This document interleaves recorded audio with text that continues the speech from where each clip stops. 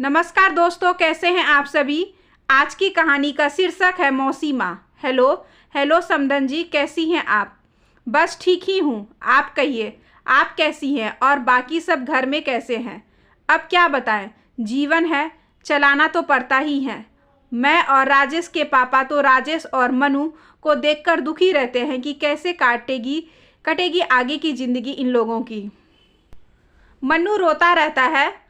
हाँ, अब 4 साल का बच्चा माँ के बिना, आप समझ सकती हैं। राजेश एकदम गुमसुम रहता है। 6 महीने हो गए रुचि को गए, लेकिन अभी तक खुद को संभाल नहीं पाया है। मनु तो दादा दादी से हंस बोलकर खुश हो लेता है, पर राजेश, हाँ वो तो है ही, हम लोग भी कहाँ संभाल पाए हैं खुद को अभी तक। रुचि के पापा तो गुमसुम रहते हैं और सौम्या कभी भी रोने लगती है। दोनों बहनों में लगाव ही इतना था। ठहरी, मैं अपना दुख किसे बताऊं। ये बात तो सच है, माँ के दर्द की बात की तो बयां ही नहीं कर सकते हैं। मैं सोच रही थी, कहकर चुप हो गई समधन। तो आभा ने पूछा, क्या हुआ समधन, आप कुछ कहते कहते चुप हो गई, क्या हुआ। अब क्या बताऊं, मैं सोच रही थी कि राजेश की दूसरी शादी करवा दूं। मन्नू को माँ मिल जाएगी और राजेश की ज़िंदगी में भी कुछ खुशी आ जाएगी। आखिर हम लोग कब तक संभालेंगे। ये सुनकर कुछ बोल नहीं पाई आभा, तो समधन ने ही कहा, यदि आप लोगों की सहमति हो तो सौम्या और राजेश का विवाह करवा दें। मनु को प्यार करने वाली माँ मिल जाएगी। आखिर मौसी से ज़्यादा कौन माँ जैसा प्यार देगी। अब अपने भी दोनों बच्चियों को कोख जाई माँ से कम प्यार दिया क्या। आपको देखकर कौन कह सकता है कि आप जन्म देने वाली माँ नहीं, मौसी हैं। समधन जी, मौसी तो माँ जैसी ही होती है। आभा को अचानक लगा जैसे किसी ने 20-22 साल पीछे धक्का दे दिया था। इतनों वर्षों में वो तो भूल ही गई थी कि वे बच्चों की माँ नहीं, मौसी है। ये तो आज समधन ने याद दिला दिया। ओ, एक लंबी सांस ली आभा ने। उधर से समधन शायद कुछ कह रही थी जो आभा के कानों के अंदर नहीं पहुंच पाई। पूरा शरीर जैसे स्थिर हो गया हो। समधन ने कहा, ठीक है समधन जी, रखती हूँ, आप आराम से विचार करके बताइएगा। नमस्कार जी। नमस्कार कहकर आभा ने फ़ोन काट दिया और उसी स्थिरता से वही सोफा पर बैठ गई। आभा सोच रही थी, हाँ सच में मैं बच्चों की अपनी माँ कहाँ हूँ, मैं तो मौसी हूँ। विभा दी की सौत। विभा दी आभा से 5 साल बड़ी थी। विभा की जब शादी हुई थी तब आभा 18 साल की थी और जीजा विनोद विभा से 5 साल बड़े। विभा की शादी बड़ी धूमधाम से हुई। आभा ने अपनी दीदी की शादी में खूब मस्ती की थी। बस दीदी की विदाई में फूट फूट कर रोई। आखिर सबसे करीबी वही तो थी आभा के, जिससे वह अपनी हर बात शेयर करती थी। विभा भी अपनी छोटी बहन आभा को दिलो जान से प्यार करती थी। समय बीतते गए। विभा को 2 प्यारे प्यारे बच्चे हुए। आभा को विभा के ससुराल कम ही जाने दिया जाता था, क्योंकि 30-40 साल पहले कुंवारी जवान बेटियों को बहन के ससुराल या कहीं और कम ही जाने दिया जाता था। विभा के बच्चों से आभा को बहुत लगाव था। उसे देखने 2-4 बार ही जा पाई थी। विभा को ही मायका बुलाया जाता था।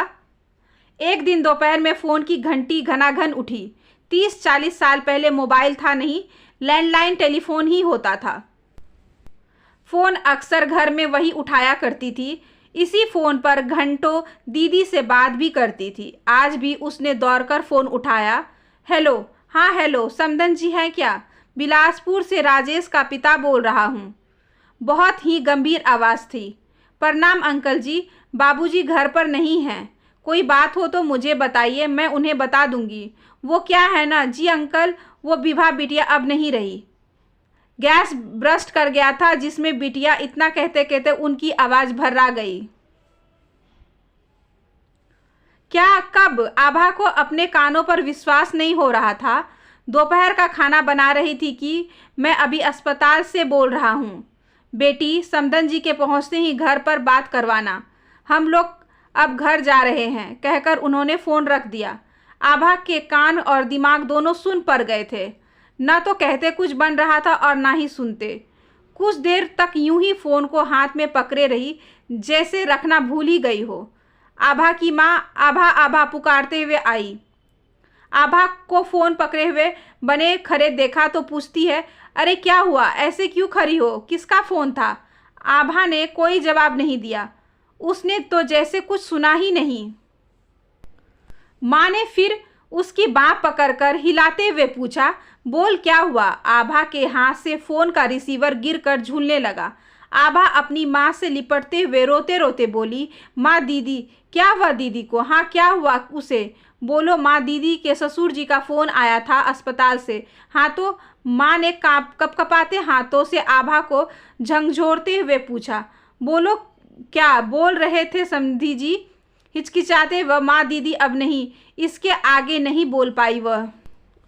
अभी उसके बाबूजी भी बाहर से आ गए। दोनों को इस तरह देख आशंकित होकर पूछे, क्या हुआ, तुम दोनों इस तरह क्यों हो? माँ घबराते हुए बोली, सुनिए जी, जल्दी से समधन जी को फ़ोन लगाइए। क्यों, क्या बात है? आप लगाइए तो सही। बाबूजी फ़ोन लगाकर कोई नहीं उठा रहा है, फिर से फ़ोन मिलाकर देखिए। बाबूजी पूछते हुए, बताओगी भी कुछ? और फिर फ़ोन मिलाने लगे। उधर से आवाज़ आई, समधी जी। हाँ हाँ समधी जी, नमस्कार। समधी जी, बहुत बुरी खबर है। विवाह बेटी खाना बनाते समय गैस की आग में झुलस गई। हम उसे लेकर अस्पताल पहुंचे तो डॉक्टर ने उसे मृत घोषित कर दिया। क्या? अभी वहीं से आ रहे हैं, आप लोग आ जाइए, अंतिम दर्शन कर लीजिएगा।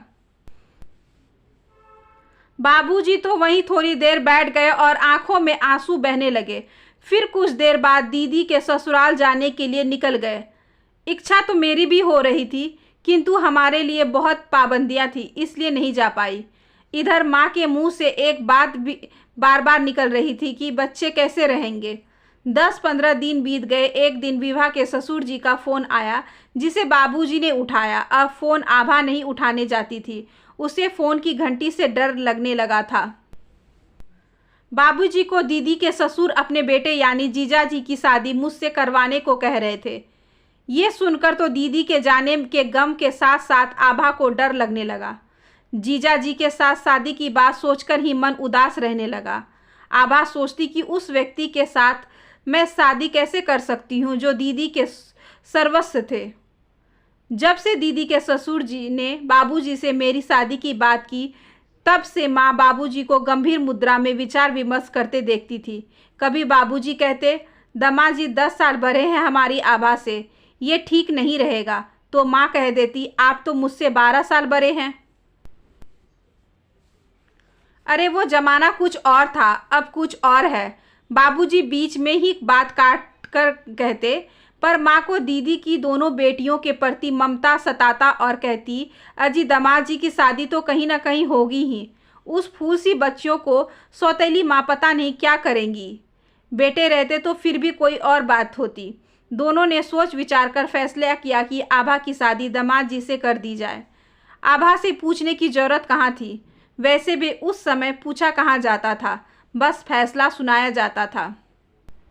उसी तरह माँ ने भी आभा को बताया कि तेरी शादी तेरे जीजा जी से कर रही हूँ। उम्र में तुम से 10 साल बड़े हैं, पर कोई बात नहीं, तेरे बाबूजी मुझसे 12 साल बड़े हैं। मर्दों का कामकाज धन संपत्ति देखी जाती है, उम्र इतना महत्व नहीं रखता। सबसे बड़ी बात उस बच्चियों को देखो, क्या करेंगी बच्चों के साथ? यदि कोई सौतेली माँ आ जाएगी तो? मैं तो सोचकर ही डरती हूँ। इतना ही नहीं, दामाद जी स्वभाव के भी बहुत अच्छे हैं, तेरी दीदी को हथेली पर रखते थे। आभा सोच रही थी कि वही तो बात है, दीदी की तरह मुझसे प्यार कर पाएंगे जीजा जी कभी, या मैं उन्हें जीजा जी छोड़कर पति की तरह कभी समझ पाऊंगी? आभा को मना करने की हिम्मत नहीं थी और ना ही स्वीकार कर पा रही थी। बस अकेले में रोती थी। रोते रोते आंखें सूज गई थी। किसी से बात करने का भी मन नहीं करता था। आभा ने अपनी शादी को नियति मानकर स्वीकार कर लिया था। जीजा जी से शादी हो गई और ससुराल भी आ गई। अब दीदी का ससुराल उसका ससुराल हो गया और जीजा जी उसका पति। पति से प्यार का तो पता नहीं, लेकिन यंत्रवत फर्ज निभाती रही। दीदी की दोनों बेटियों से तो पहले ही प्यार था और अब भी, बल्कि पहले मौसी थी, अब माँ हो गई। दोनों बच्चियाँ माँ का हमेशा का साथ पाकर खुश रहने लगी। धीरे धीरे 1 साल बीत गया और आभा गर्भवती हो गई, लेकिन बच्चियों से प्रेम कम नहीं हुआ। फिर घर में नन्हा मेहमान आ गया। दोनों बच्चियों को भाई और उस घर को चिराग मिल गया। आभा तीनों बच्चों को अपने कोकजाई की तरह ही पालती थी। पुत्र के पैदा होने के बाद पति का स्नेह भी बढ़ गया, लेकिन आभा को पति में जीजाजी नजर आना बंद नहीं हुआ, इसलिए अधिकतर औपचारिकता की बातें ही होती थी। प्रेम मोहब्बत की बातें तो जैसे उसके लिए काल्पनिक बातें थी। उसका समय इन्हीं तीनों बच्चों के इर्द गिर्द घूमता था। धीरे धीरे वह भूल गई कि दोनों बच्चों की वह मौसी से माँ बन गई। समय पंख लगाकर उड़ रहे थे। बड़ी बेटी रुचि की पढ़ाई खत्म होते ही शादी कर दी। जल्द ही एक प्यारा सा नाती की नानी बन गई थी। छोटी बेटी सौम्या मेडिकल की पढ़ाई कर रही थी। अपने पैरों पर खड़े होने से पहले तो शादी की बात सुनना भी नहीं चाहती थी। फिर अचानक रुचि की तबीयत क्या बिगड़ी जो ठीक ही नहीं हुई। बहुत इलाज करवाया पर होनी को कौन टाल सकता है। एक बार ये विचार आया कि सच में मनु कैसे रहेगा माँ के बिना। फिर दूसरे ही क्षण पर इसलिए सौम्या के ऊपर इस जिम्मेदारी का बोझ जबरदस्ती डालना कहाँ का न्याय है। नहीं, उसे भी मौसी से माँ बनने के लिए मैं मजबूर नहीं करूँगी। पुनः इतिहास दोहरानी नहीं दूंगी। एक लंबी सांस लेकर दृढ़ संकल्प के साथ समधन को फ़ोन मिला दिया। हेलो समधन जी, बहुत सोच विचार कर मैंने यह विचार किया है कि सौम्या पर जिम्मेदारी थोपना सही नहीं है। आखिर बेटियों को भी अपना जीवन साथी चुनने की आज़ादी होनी चाहिए। जहाँ तक मनु की बात है तो मैं और आप हैं ना उसे संभालने के लिए, एक सांस में कह गई आभा। उसे लगा जैसे सीने पर से बहुत बड़ा बोझ तो हट गया हो। आशा करती हूँ कि आज की यह छोटी सी कहानी आपको अच्छी लगी होगी। अगर अच्छी लगी हो तो please like share and subscribe करें हमारे चैनल को, ज़्यादा से ज़्यादा शेयर करें और बेल आइकन को ज़रूर प्रेस कर लें ताकि अगली वीडियोज़ की नोटिफिकेशन आपके पास सबसे पहले पहुँचे। धन्यवाद।